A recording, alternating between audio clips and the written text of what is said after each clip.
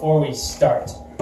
So we're coming out of 2 Kings chapter 4, verse 1 through 6.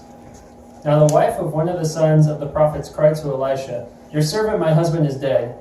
And you know that your servant feared the Lord, but the creditor has come to take my 2 children to be his slaves." And Elisha said to her, "What shall I do for you? Tell me, what have you in this house?" And she said, "Your servant has nothing in the house except a jar of oil." Then he said, "Go outside, borrow vessels from all your neighbors, empty vessels and not too few. Then go in and shut the door behind yourself and your sons, and pour into all these vessels. And when one is full, set it aside." So she went from him and shut the door behind herself and her sons. And when she poured, they brought the vessels to her. When the vessels were full, she said to her son, "Bring me another vessel." And he said to her, "There is not another." Then the oil stopped flowing. We begin our presentation.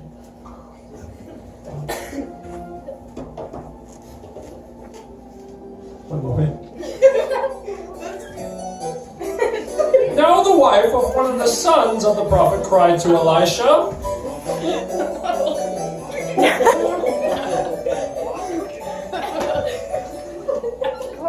Cried to Elisha. Come on.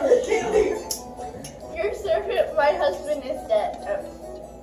Your servant, my husband, is dead, and you know that your servant feared the Lord. And the creditor is coming to take my 2 sons to be his slaves. And Elisha said to her, What shall I do for you? Tell me what you have in your house. and she said, Your manservant has nothing in the house but a jar of oil. Then he said, Go outside, borrow vessels from all neighbors, empty vessels, not too few. Then go in and shut the door behind yourself and your sons, and pour out into all. So she went from him and shut the door behind herself and her sons. And when she poured, they brought the vessels to her.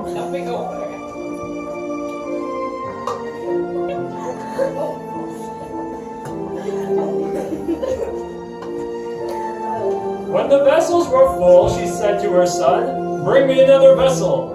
And he said to her, "There is not another." Then the oil stopped flowing.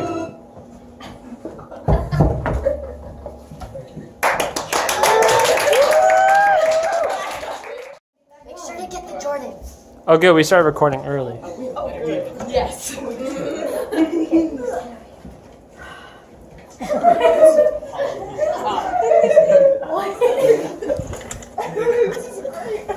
Preachers said they could make it good. Okay.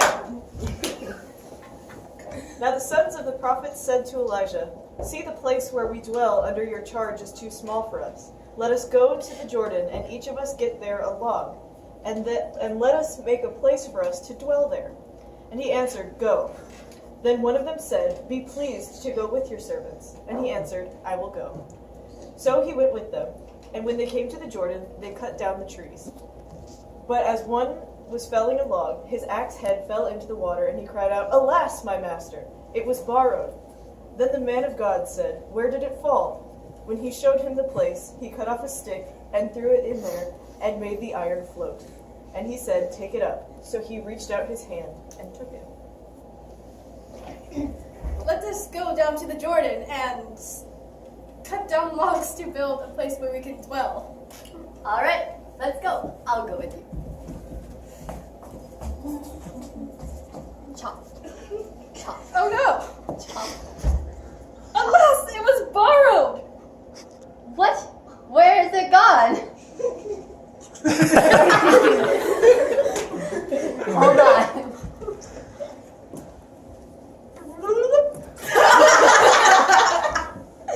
Take it out.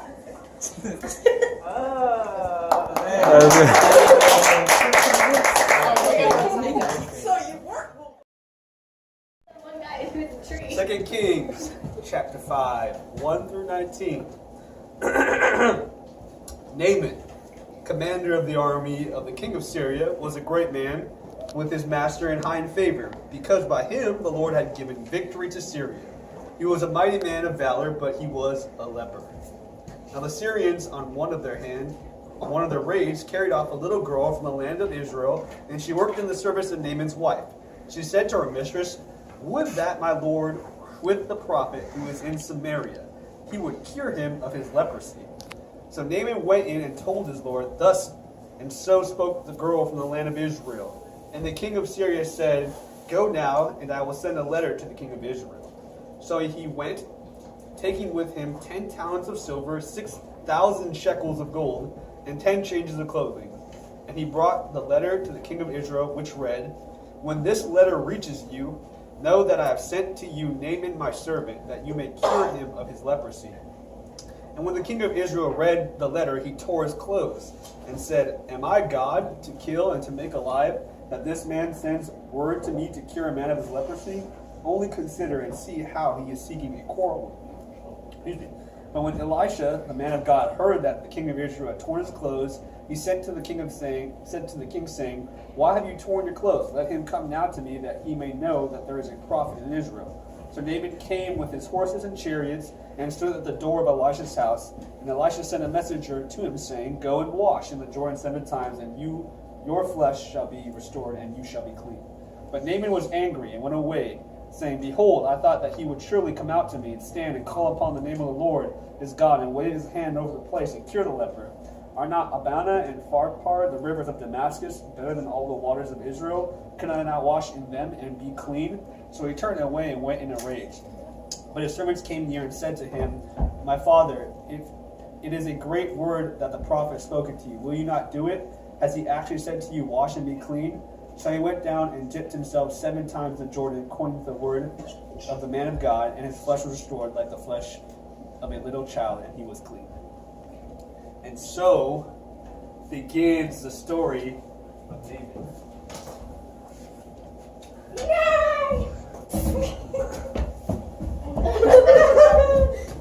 Naaman is my name, and I have leprosy, and so does my horse. I need to bring this letter to the king of Israel. Go, horse. There you go. I am the king. I have leprosy. I don't know what to do. Go bring this to Elisha.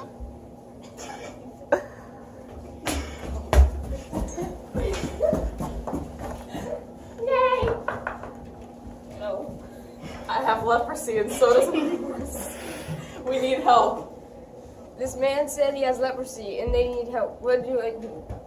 Tell him to dip in the Jordan like 7 times. Okay, take a dip in the Jordan 7 times. The Jordan? The River Jordan! We're here!